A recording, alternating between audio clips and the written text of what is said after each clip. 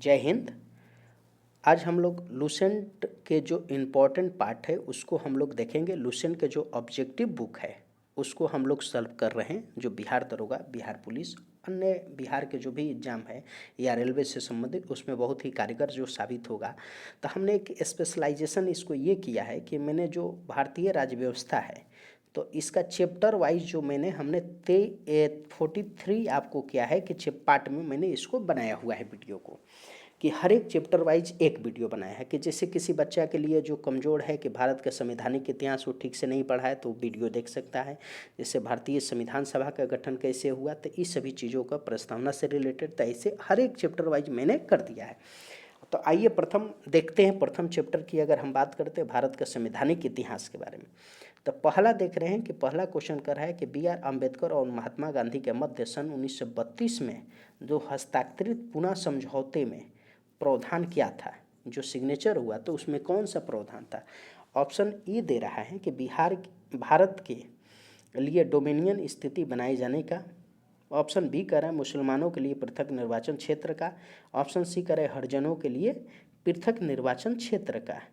इन सभी चीज़ों को क्या है कि इसमें नहीं किया गया। अब इसमें किया गया कि डी नंबर जो सही है कि हरिजनों के लिए आरक्षण सहित संयुक्त निर्वाचन क्षेत्र का, कि मतलब कि एक आरक्षण के साथ साथ संयुक्त निर्वाचन क्षेत्र होगा। ये पूछा कब गया था, 1997 में। आप देखिए, आइए इसमें पूछा गया है, इसको विशेष करके क्या करेंगे, ध्यान रखेंगे। आइए दूसरा प्रश्न की अगर हम बात करते हैं तो दूसरा प्रश्न हम सभी देखते हैं कि इसमें कह रहा है कि सूची 1 सूची 2 के साथ सम्मिलित कीजिए और सूचियों के नीचे दिए गए कूट का प्रयोग कर सही उत्तर का चयन कीजिए। कह रहा है कि एक सूची से दूसरे सूची को मिलानी है, जो उत्तर सही है उसको उत्तर सही दीजिए। अब जवाब दीजिए। अब देखिए, आइए कह रहा है कि सूरत विभाजन कब हुआ। 1907 में सूरत विभाजन हुआ था, इसको विशेष करके ध्यान रखें। सांप्रदायिक अधिनिर्णय कब हुआ था, तो 1932 में हुआ था, इसको भी ध्यान रखेंगे। तो अब सर्वदलीय सम्मेलन कब हुआ था, तो 1928 में। अब पूर्ण स्वराज का संकल्प जो था कब था, 1929 में। तो इसको विशेष करके ध्यान रखेंगे कि इसको कि आपको क्या हो जा रहा है, इसका विशेष करके सूरत विभाजन तो आपको 1907 तो A4 में। उसके बाद B3 आपको ध्यान रखेंगे कि 1932। और सर्वदलीय सम्मेलन C क्या कह रहा है कि C2 कह रहा है कि विशेष करके, तो इसमें B नंबर आपको क्या हो रहा है कि सही है। ऑप्शन नंबर B क्या है कि सही है, विशेष करके ध्यान रखें। ऑप्शन नंबर क्या है कि B सही है इसको। आइए आगे बढ़ते हैं कि विशेष करके ध्यान रखेंगे कि ऑप्शन नंबर B की अगर हम बात करें, ऑप्शन नंबर B की अगर हम बात करते हैं तो विशेष करके ध्यान रखें।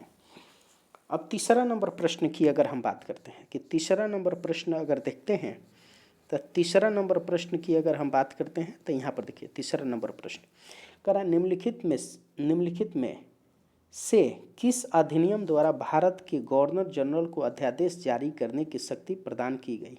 अध्यादेश जारी करने की शक्ति प्रदान की गई, तो इसको विशेष करके ध्यान रखिएगा। भारतीय परिषद अधिनियम 1861 में इसके द्वारा क्या किया गया कि आपको अध्यादेश की गवर्नर जनरल को डायरेक्ट अधिकार दे दिया गया कि आप जो भी आदेश चाहें आप जारी कर सकते हैं, इसको ध्यान रखिएगा। उसके बाद 4 नंबर प्रश्न की अगर हम बात करें तो 4 नंबर प्रश्न की अगर हम बात करते हैं तो विशेष करके ध्यान रखिएगा। 4 नंबर प्रश्न यही है फिर से कि सूची 1 सूची 2 को सम्मिलित कीजिए और कीजिए तथा नीचे दिए गए कूट का सही उत्तर का चयन कीजिए। इसमें से कह रहा है कि कूट जो नीचे दिया गया, इसमें कह रहा है कि अगस्त घोषणा की अगर बात करें तो इसमें लॉर्ड मॉन्टेगो, तो इसमें क्या हो रहा है कि A2 हो रहा है। फिर से अगस्त प्रस्ताव के लॉर्ड लिथियांगो, तो इसको भी ध्यान रखेंगे। B2 B1 हो गया।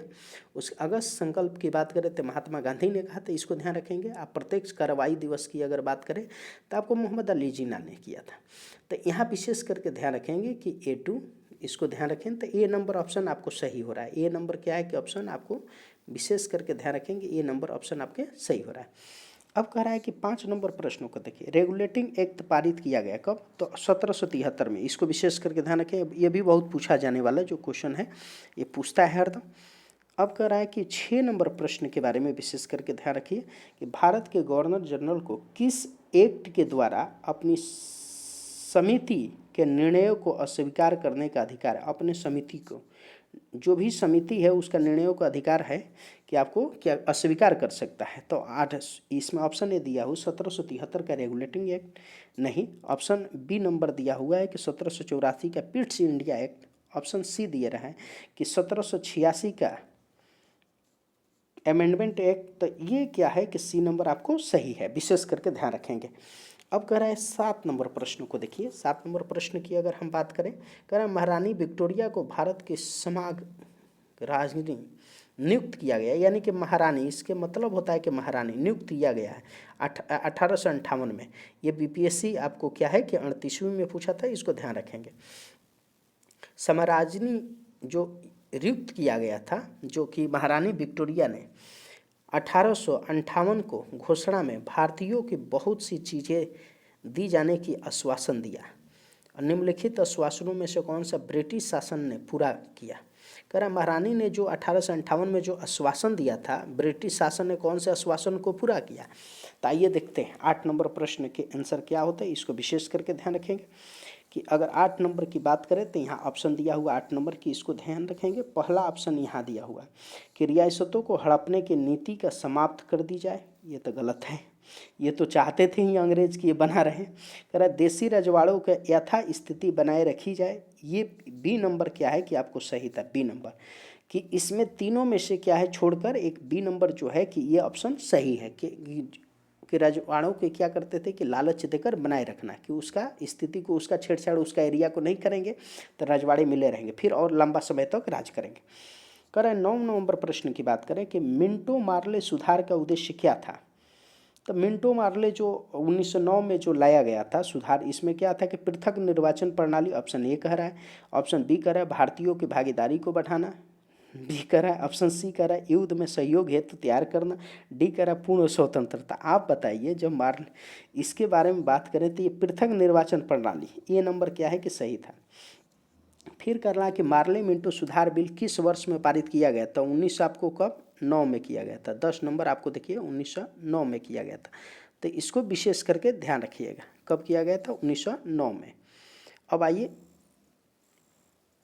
11 नंबर देखिए। 11 नंबर क्या कहता है कि 11 नंबर की अगर हम बात करें कि मुसलमानों के लिए अतिरिक्त निर्वाचन मंडल प्रारंभ में किसके द्वारा लाया गया था? किसके द्वारा लाया गया था प्रारंभ में निर्वाचन मंडल? तो मॉन्टेग्यू चेम्सफोर्ड सुधार 1919 में लाया गया था। सी नंबर क्या है कि ऑप्शन सही है, इसको विशेष करके ध्यान रखेंगे। 12 नंबर प्रश्न को देखिए। 1909 में इंडियन काउंसिल एक्ट में किस बात की व्यवस्था की गई थी? तो किस बात की व्यवस्था की गई थी? 12 नंबर विशेष करके ध्यान रखेंगे कि 12 नंबर के बारे में कह रहा है किस चीज़ की व्यवस्था की गई थी। तो यहाँ पर विशेष करके ध्यान रखेंगे कि ये किया गया था सांप्रदायिक प्रतिनिधित्व। बी नंबर क्या है कि इसका ऑप्शन सही है, इसको ध्यान रखें।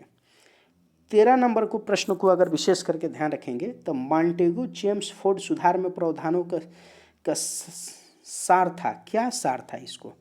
तो इसको विशेष करके ध्यान रखेंगे कि 13 नंबर प्रश्न की अगर बात करें तो इसमें विशेष कर प्रांतों का दोहरा शासन, प्रांतों का क्या दोहरा शासन से संबंधित था। तो इसके बारे में विशेष करके ध्यान रखेंगे, याद रखेंगे कैसे करना है इसको। 14 नंबर प्रश्न की अगर हम बात करते हैं तो 14 नंबर विशेष करके ध्यान रखेंगे। 1946 का कैबिनेट मिशन 3 मंत्रियों से गठित था। निम्नलिखित में से कौन सा इसका सदस्य नहीं था? कौन से इसमें सदस्य नहीं था? तो लॉर्ड एमरी इसमें शामिल नहीं थे। लॉर्ड एमरी इसमें शामिल नहीं थे, इसको ध्यान रखेंगे, इसको विशेष करके। 15 नंबर प्रश्न, कैबिनेट मिशन योजना के विषय में कौन सी सही नहीं है? प्रांतीय समूहीकरण, भारतीय सदस्यों वाला अंतरिम मंत्रिमंडल, पाकिस्तान की स्वीकृति, संविधान निर्माण के अधिकार। तो इसमें ध्यान रखें पाकिस्तान की स्वीकृति इसमें नहीं मिला था, ऑप्शन नंबर सी, इसको ध्यान रखेंगे विशेष करके। अब इसके बाद अगर बात करते हैं 16 नंबर प्रश्न को देखिए। 16 नंबर प्रश्न की अगर बात करें, भारत का संविधान लागू होने तक स्वतंत्रता के पश्चात इसका शासन किसके अंतर्गत चलाया जाता था? किसके अंतर्गत चलाया जाता था? तो सन आपको याद रखेंगे कि 1935 के भारत शासन अधिनियम के अनुसार सी नंबर क्या है कि सही है। 17 नंबर प्रश्न को अब आइए आगे देखते हैं। 17 नंबर प्रश्न की अगर हम बात करें तो इसमें कहता है भारतीयों के वर्ष 1947 में सार्वभौमिक सत्ता में सौंपने की योजना निम्न में से किसके नाम से जानी जाती है? माउंटबेटन के द्वारा। माउंटबेटन के द्वारा, किसके द्वारा?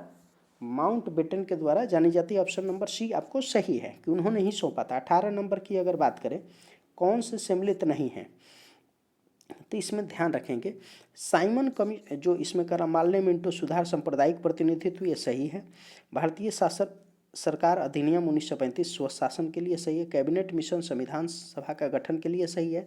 साइमन कमीशन वाला जो पार्ट है भारत का विभाजन, ये आपको सही नहीं है, इसको ध्यान में रखेंगे। तो ये डी नंबर आपको क्या है कि ऑप्शन सही है, विशेष करके ध्यान रखेंगे। अब आइए आगे बढ़ते हैं कि एक प्रश्न ये बहुत इंपॉर्टेंट जो 19 नंबर है जो है, इसको ध्यान रखें 19 नंबर। तो 19 नंबर प्रश्न की अगर बात करते हैं तो 19 नंबर विशेष करके ध्यान रखेंगे। कह रहा है कि निम्नलिखित अधिसूचना के सही ढंग से मिलाए, कि किसको किसको इसको मिलान करें। कि भारत सरकार अधिनियम 1919 तो ये किससे रिलेटेड था? तो ये रिलेटेड था आपको विशेष करके प्रांतों में द्वैत शासन का। प्रांतों में क्या था? द्वैत शासन। तो A3 से 19 वाला कौन सा जाएगा? A3 के। भारत शासन अधिनियम 1935, तो इसके प्रांतों की श्वेतता, प्रांतों के क्या? श्वेतता, तो इसे जाएगा B1 में जाएगा। उसका मिंटू मार्ले सुधार 1909 में क्या था? तो इसको याद रखेंगे सांप्रदायिक निर्वाचन। मैंने बार बार बोला, इसको ध्यान रखेंगे, सांप्रदायिक निर्वाचन में इसको था। भारतीय परिषद अधिनियम 1861 जो है, ये बहुत इंपॉर्टेंट है, ये सती प्रथा से रिलेटेड है। अधिनियम 1858 में जो था ब्रिटिश शासन के लिए था। तो इसको विशेष करके ध्यान रखेंगे। तो इसका ऑप्शन नंबर क्या होगा कि बी आपको सही होगा। क्या होगा? ऑप्शन नंबर बी आपको क्या होगा कि सही होगा। इसको ध्यान रखेंगे, ऑप्शन नंबर बी आपको सही होगा। चलिए 20 नंबर को देख लेते हैं। 4 गो प्रश्न और है, इसके बाद हम लोग 20 को विशेष करके ध्यान रखते हैं। यहाँ ध्यान रखिए 20 नंबर की कह रहा है कि अखिल भारतीय महासंघ स्थापित किसके प्रावधान में शामिल किया गया था? किसके प्रावधान में ये शामिल किया गया था? तो इसको ध्यान रखेंगे कि 1935 में। कब? 1935 में। ये नंबर इसका सही है। अब आइए हम लोग 21 नंबर प्रश्न को विशेष करके ध्यान रखते हैं। निम्नलिखित में से किसके अधिनियम में केंद्र के द्वैत शासन प्रणाली के स्थापित किया गया? किसके? तो इसको विशेष करके ध्यान रखेंगे कि 21 नंबर में इसको कि 1935 में आपको ध्यान रखेंगे ए नंबर भारत शासन अधिनियम। संघीय प्रणाली का पहला प्रयास भारत सरकार अधिनियम 1935 द्वारा किया गया। 1935 के द्वारा क्या किया गया, ये ध्यान रखें। ये सी नंबर सही है। 23 नंबर पर किस अधिनियम का प्रमुख विशेषता प्रांतीय स्वायत्तता थी? 1935, ये भी क्या है कि ये नंबर आपको सही है। अब इसके बाद देखिए आपको 24 नंबर प्रश्न बहुत इंपॉर्टेंट है। यहाँ विशेष करके ध्यान है, भारत में सचिव पद का किसके द्वारा निर्मित किया गया था? किसके द्वारा निर्मित किया गया था? सचिव का पद किसके द्वारा निर्मित किया गया था? भारत सरकार अधिनियम 1858 में ही किया गया था सचिव का पद। बताइए, इसको विशेष करके ध्यान रखें। तो इसी प्रकार से हम लोग क्या करेंगे कि आगे हर एक चैप्टर के लिए क्या करेंगे, बढ़ते हुए चलेंगे, विशेष करके ध्यान रखेंगे। अब नेक्स्ट हम लोग इस चैप्टर में लाएंगे तो संविधान सभा के बारे में देखेंगे कि संविधान सभा से रिलेटेड कैसे प्रश्न पूछे गए हैं, चाहे एसएससी हो, चाहे रेलवे हो, चाहे आपको बिहार दरोगा हो, या आपको जो हो कि बिहार पुलिस हो। तो विशेष करके ध्यान रखना है इसको, ठीक है।